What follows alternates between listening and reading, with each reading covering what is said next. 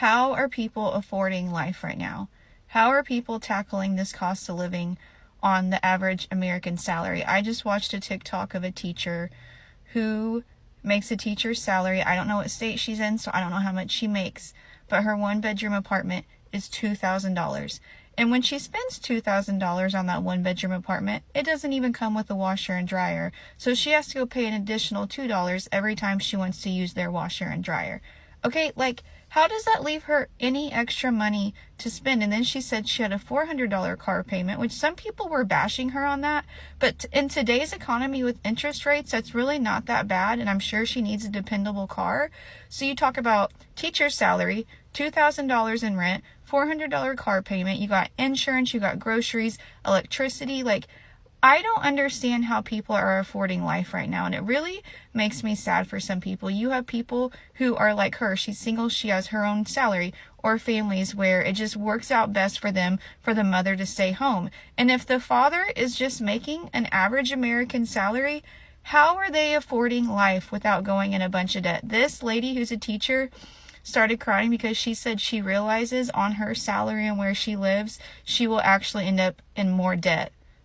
Then, like, she will just continue to accrue more debt and more debt and more debt because her salary is not matching the cost of living. And what's sad is I've seen people be like, just spend less. Listen, guys, the cost of living is rising and our salaries are stagnant, okay? So there's not just spend less. That's not the problem here. The problem is the cost of living is outrageous, and minimum wage in some states is still $7.25. Teachers in some states are still paid a ridiculously low salary, even though their job is super important. I don't know what we can do about this, but I'm just going on a rant because it really, really pisses me off. I'm going to explain to you guys how much more expensive things are today than they were even 3 years ago based off of my current financial situation. So 4 years ago, when I graduated law school, I graduated making $65,000 a year. I was living in a one bedroom by myself, paying $1,400 a month. After the first 3 months, my boyfriend moved in, and so then we were splitting it, so it was $700 a piece. But he lost his job at one point, and so for 3 months before he got a new one, I was covering the rent all by myself. So it was about 6 months of me paying $1,400 a month for that year-long lease. Now I make about $85,000 a year. I have 2 roommates, and we split the rent 3 ways. And usually my rent is like $950, something around that. So I'm making technically $20,000 more a year. I'm paying roughly the same of what I was paying in rent. And I have never been more stressed out about money in my entire life. Hello guys, welcome to my channel. Today I want to talk about something I've been seeing all over the internet. How expensive life has become in America. I've been watching videos, reading posts and listening to people's stories. And honestly, it's shocking. It's hard to believe how difficult it is for so many people just to survive. If you're coming across this channel for the first time, my name is Rosemary. Kindly consider subscribing, give this video a thumbs up and let me know your thoughts in the comment section below. Before we get to the video, let me play a few clips on the same and I'll be back with my commentary. All credit goes to the original creators of these videos. Hi guys, I'm really stressed today. I just went to the grocery store, bought 10 items, and it was $80 already. I literally have $10 left on my account. So a little backstory. I got laid off from my job a month ago. Like, it's so freaking hard to live here. Like, I'm gonna stay positive. I'm gonna keep applying for jobs. I'm gonna keep showing up. But man, my bills are not going to wait. So a lot of you have been asking me, what is it like to live in the US? So I'm gonna do a series of videos where I talk about this because the US is not everything that they are telling you that it is. I'm just gonna be straight up and honest from the beginning. It's not all what they're saying. So it's not all bad either, but I'll start with the cost of living because I feel like that's a really big topic. If you live in the United States, I don't actually care where you live. You're probably not going to be able to go buy lunch anywhere for less than $10, which is like 100 Rand. Like, you're just not going to be able to. When I was living in the United States, cost of living was literally so high. For example, you have a child. You need to send that child to daycare that we were sending our son to, where he would actually learn the alphabet, like letters, numbers, that kind of thing, was about $1,300 a month. That's about 25,000 Rand a month. And I know you're thinking, oh, but you're probably getting paid so much more money. The average pay for someone living in the United States is, they say it's about $59,000 a year, which puts you at just under like $5,000 a month. I'm suspect of that number, very suspect of that number, because this is the thing. Also, when you live in the northern part of the United States or cities where it just costs more, you get paid more. So they're also like averaging those numbers in. So like if you live in New York or you live in California, you are going to get paid more money to live there, but it's also going to cost a lot more money to live there.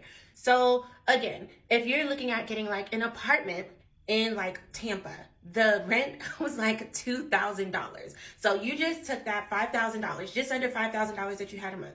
Take $2,000 of that away because you need a place to live. And this is without paying for water, paying for electricity, anything. So you're now down to $3,000.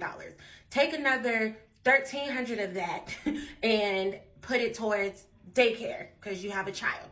And that's per child, not like couple, per child. So don't mess around and have children back to back, or that's going to be a problem. So now you're down to about $1,700 if you've only put one child in daycare. If you put two children into daycare, baby, you only have $200 left. And I already told you it's going to cost you about $10 a day just to get lunch. So you can't even buy lunch every day for the rest of the month if you put two children in daycare and you're making $5,000 a month. So let's say you only put that one child in daycare and you do still have $1,700 left. Well, now you have a car payment, and that car payment is about $300. And so now you're down to what, $1,400? And I know I'm saying $1,400, but y'all don't talk like that. But so now you have about $1,400. And after that $1,400, are you going to go buy food for groceries? So let's start with groceries. People say they go to the store with $100 and come out with just a few bags. Prices for eggs, milk, bread, and fruits have gone way up. Something that used to cost $2 now costs $5 or more. Some families can't even buy fresh food anymore. They have to pick cheaper, less healthy options just to eat. That's not right. Everyone should be able to buy good food without feeling broke. And then there is rent. In many places, rent has gone up so much that people are being forced out of their homes. A one-bedroom apartment in some cities can cost over $2,000 a month. That's more than many people's make in a month. Even people with full-time jobs are living in their cars or with families or friends because they can't afford the rent anymore. That's heartbreaking. Gas prices is another problem. It can cost $70 or more just to fill up the tank. If you have to drive to work every day, that's a big part of your paycheck. And in some areas, there is no public transport. So if you don't have gas money, you are stuck. It makes everyday life harder. Then there is healthcare. In many places, going to the doctor is free or low cost. But in America, people are scared to go to the hospital because they know the bill will be huge. Even basic checkups on medicine can cost hundreds or even thousands of dollars. Some people actually avoid getting help because they can't afford it. That's so painful to hear. Health should never be a luxury. Even everyday things like electricity, water, and internet are expensive. I read stories about people turning off their heat in the winter just to save money. Imagine being cold in your own home because you can't afford the bill. That's just not okay. What is even more worse is that while prices go up, wages don't go up. People are working longer hours, sometimes 2 or 3 jobs, just to pay rent and buy food. That's not a good life. That's just surviving. No one should work that hard and still struggle. And it's not just about money, it's about how it makes people feel. I've seen videos where people are crying in their cars because they are too tired and stressed. They feel like they are doing everything right but still can't keep up. That kind of pressure is too much. At the same time, the rich seems to be doing just fine.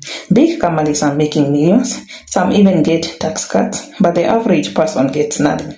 Families, single parents, young people, seniors, they are all struggling, and many feel like no one in power is helping. From the outside, America looks rich and full of opportunities, but when you look closer, you see that a lot of pain.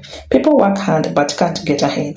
People have dreams but can't chase their dreams because they are just stuck trying to survive. Work What hurts most is how normal it has become.